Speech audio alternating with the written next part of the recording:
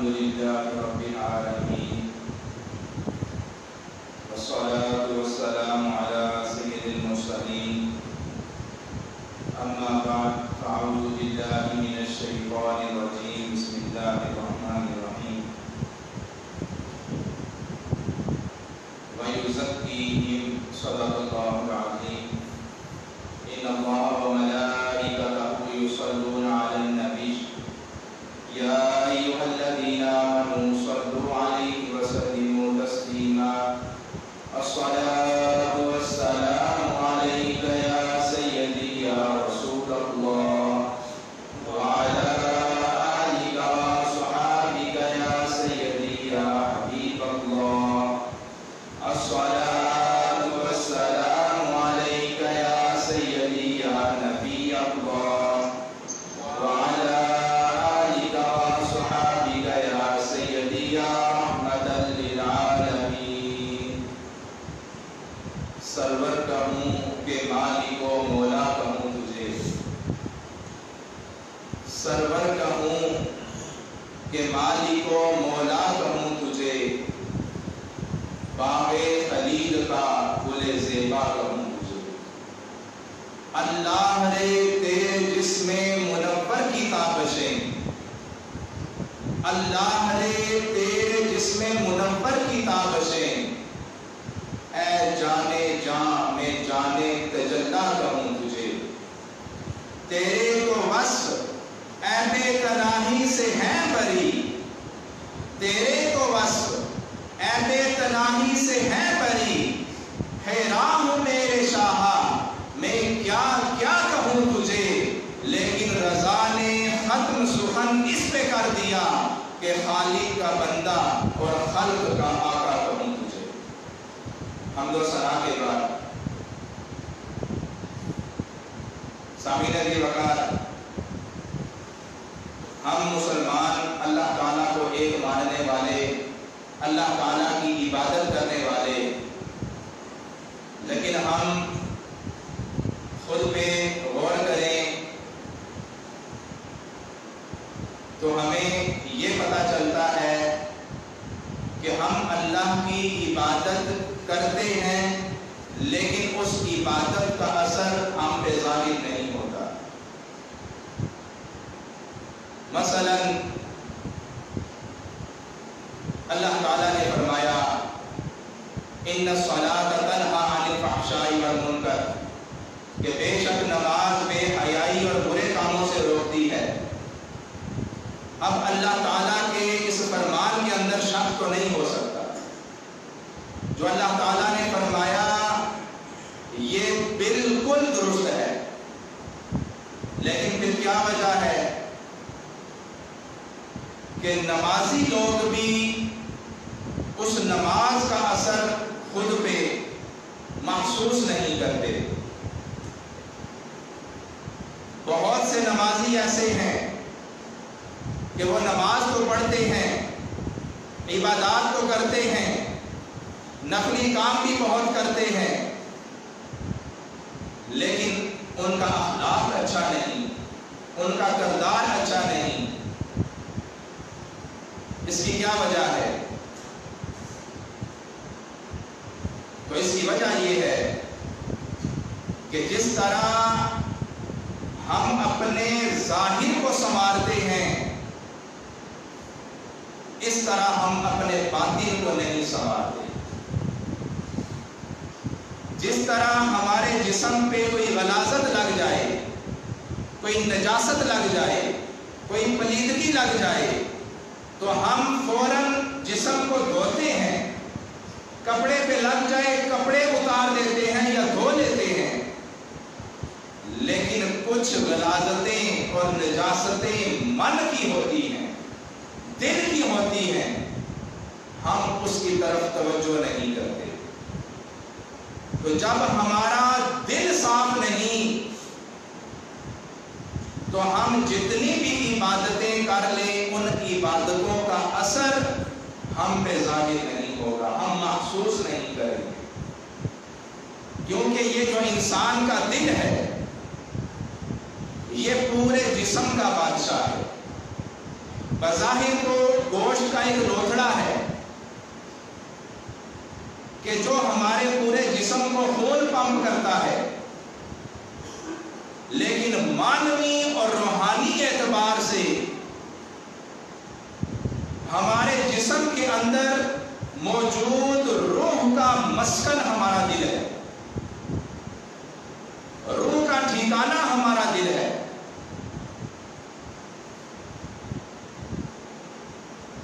بندے کا ایمان ہو وہ بھی دل میں ہوتا ہے، کفر ہو وہ بھی دل میں ہوتا ہے، بندے کا نفاق ہو، منافقت ہو وہ بھی دل میں ہوتی ہے. بندہ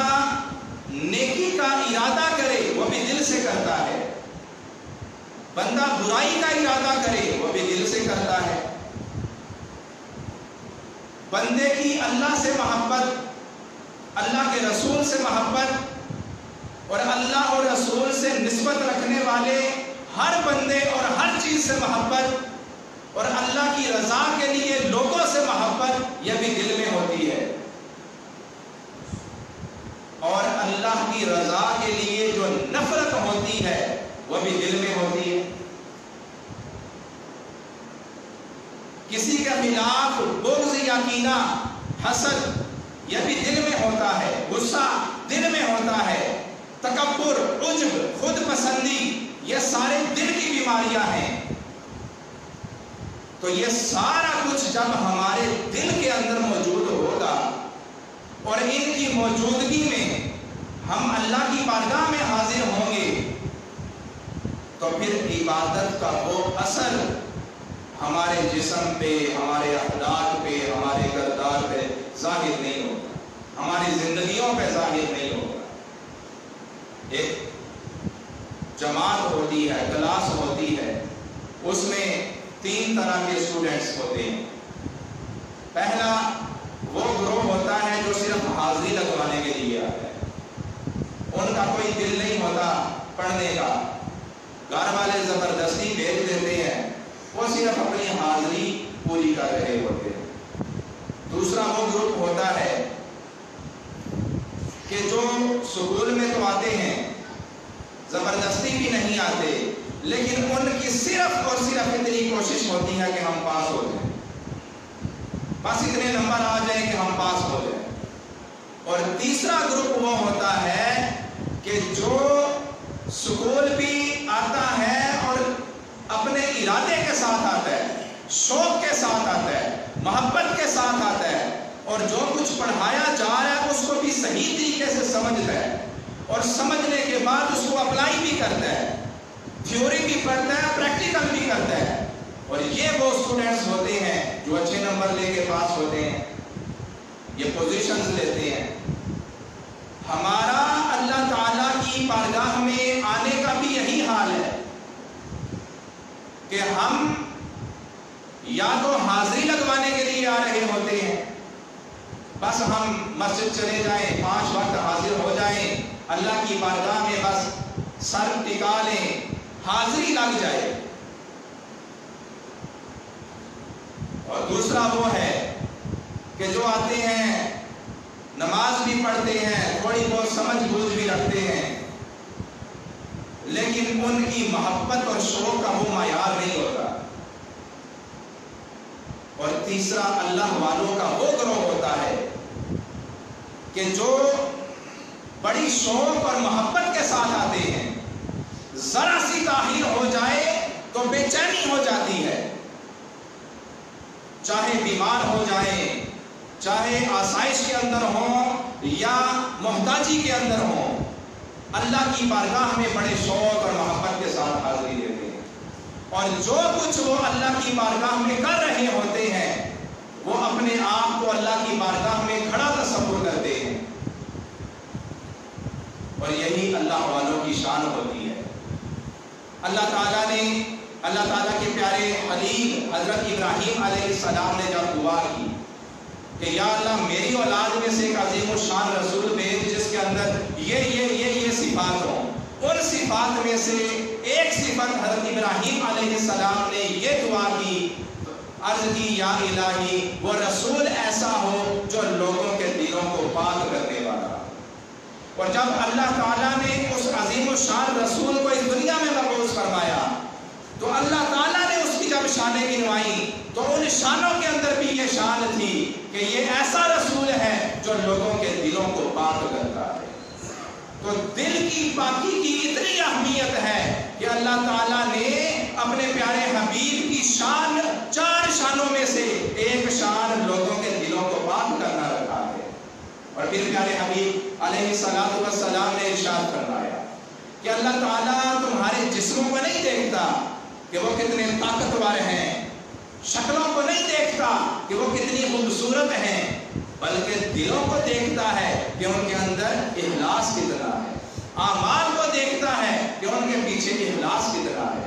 تو جب اللہ تعالیٰ دل کو دیکھتا ہے تو پھر بندے کو بھی چاہیے کہ بندہ اپنے دل کو صاف ستھرا رکھے، پاک رکھے. بندے کو پیاس لگی ہو اور جان لبوں کو آئی ہوئی ہو، پانی کی بڑی سخت ضرورت ہو اور اس کو پانی پیش کیا جائے، لیکن جس گلاس یا جس برتن کے اندر وہ پانی ہو وہ گلاس گندگی سے کٹا ہوا ہو، اس کے ساتھ غلاظت لگی ہوئی ہو، تو چاہے جتنی بھی پیاس ہو، جتنی بھی ضرورت ہو، ہم یہ پسند نہیں کریں گے کہ اس گندے گلاس میں پانی پی لیں. تو وہ تو بے نیاز رب ہے، وہ اس کو تو کسی شے کی ضرورت نہیں، وہ تو کسی شے کا محتاج نہیں، اس کو تو ہماری عبادتوں کی ضرورت نہیں. لیکن پھر بھی جب اس نے حکم دیا اور ہم عبادت اس کی بارگاہ میں بھیجیں، لیکن اس حال میں بھیجیں کہ ہمارے دل کا برتن تکبر سے بھرا ہوا ہو، تکبر کی نجاست لگی ہوئی ہو، کسی کے خلاف بغض اور کینے کی نجاست لگی ہوئی ہو، تو وہ بے پرواہ رب کیسے قبول فرمائے گا؟ ہمیں تو ضرورت ہو پانی کی، ہم گندے گلاس میں ضرورت کے باوجود پانی نہیں پیتے، وہ تو بے نیاز رب ہے، وہ گندے دل والی عبادت کیسے قبول فرمائے گا؟ اسی لیے صوفیاء فرماتے ہیں کہ دل کی پاکیزگی بہت ضروری ہے، دل کی پاکیزگی بہت ضروری ہے. ایک مثال بیان فرماتے ہیں کہ اگر آپ دودھ لوگوں کو پلا رہے ہو، سبیل لگائی ہوئی ہو،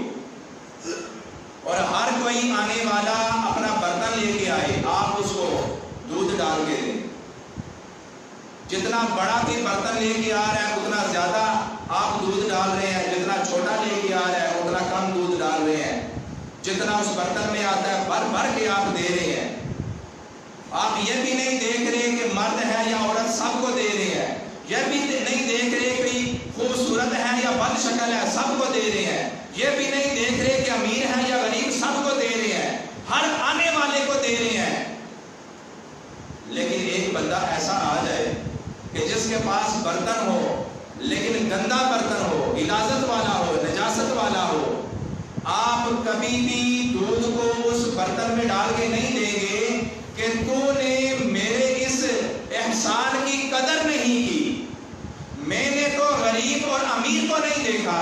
میں نے تو خوبصورت اور بد شکل کو نہیں دیکھا، میں نے تو ہر آنے والے کو دودھ دیا ہے، لیکن میری اس نیکی کی تو نے قدر نہیں کی. کم از کم اپنا برتن تو صاف رکھتا تاکہ میں یہ دودھ اس برتن میں ڈالتا. تو نے میرے اس نیکی کی قدر نہیں کی، میں تیرے برتن میں دودھ نہیں ڈالوں گا. تو جب بندہ اپنے دل کو اعمال کے ساتھ اللہ کی بارگاہ میں پیش کرتا ہے تو اللہ تعالیٰ بھی تو یہی فرماتا ہوگا کہ تو نے میری قدر نہیں کی، میں نے تجھ پہ اتنے احسانات کیے کہ تو ان احسانات کو گن بھی نہیں سکتا. یہ جو تیری سانسیں چل رہی ہیں یہ بھی میری امانت ہے، تیرے جسم میں جو خون دوڑ رہا ہے یہ بھی میری امانت ہے، تیری آنکھیں جو دیکھ رہی ہیں یہ بھی میری نوازش ہے. لیکن جب تو نے مجھے اپنے اعمال دیے اور اس دل کے ساتھ دیے کہ دل کا برتن غلاظت سے پھٹا ہوا ہے، تکبر سے بھرا ہوا ہے، عجب پسندی سے بھرا ہوا ہے، کینے اور بغض سے بھرا ہوا ہے، تو اللہ تعالیٰ پھر اس بندے کی عبادات کو کیسے قبول فرمائے گا؟ تو بہت ضروری ہے کہ بندہ جہاں اپنے ظاہر کو سنوارے وہاں اپنے باطن کو بھی سنوارے، کیونکہ قیامت کے دن یہ ہماری روح جتنی زیادہ طاقتور ہوگی اتنا ہی زیادہ اللہ تعالیٰ اجر عطا فرمائے گا۔ تو دل پہ گناہ کرنے سے سیاہ نقطہ لگ جاتا ہے، بندہ پھر گناہ کرے اس نقطے کو بڑھا دیا جاتا ہے، یہاں تک کہ بندہ گناہ کرتا رہتا ہے سارا دل سیاہ ہو جاتا ہے۔ لیکن اگر بندہ توبہ کر لے تو وہ نقطہ مٹا دیا جاتا ہے، توبہ کر لے نقطہ مٹا دیا جاتا ہے۔ تو دل کی سیاہی کو دور کرنے کا یہی طریقہ ہے کہ بندہ جتنے گناہ کر چکا ہے ان پہ نادم ہو، شرمسار ہو، دلی طور پہ اللہ تعالیٰ سے توبہ کرے، استغفار کرے کہ الہی جو ہو گیا بس ہو گیا، آئندہ میں یہ گناہ نہیں کروں گا، آئندہ میں گناہوں کے پاس بھی نہیں جاؤں گا۔ تو بندہ گناہ بھی کرتا رہے، نیکیاں بھی کرتا رہے، تو بندے کے وہ گناہ ہو سکتا ہے کہ کسی لمحے نیکیوں سے آگے بڑھ جائیں۔ ایک بالٹی ہو، بندہ اس میں پانی بھر بھر کے ڈالتا ہو، لیکن اس بالٹی کے نیچے سوراخ ہو، جتنا بھی وہ پانی ڈالے گا وہ سارے کا سارا بہہ جائے گا۔ لیکن اگر وہ بالٹی مکمل طور پہ صحیح و سالم ہو، کوئی سوراخ نہ ہو، تو بے شک ایک ایک قطرہ ہی کیوں نہ ڈالے، ہر روز صرف ایک قطرہ ڈال دے، تو ایک وقت ایسا آئے گا کہ وہ پوری بالٹی پانی سے بھر جائے گی۔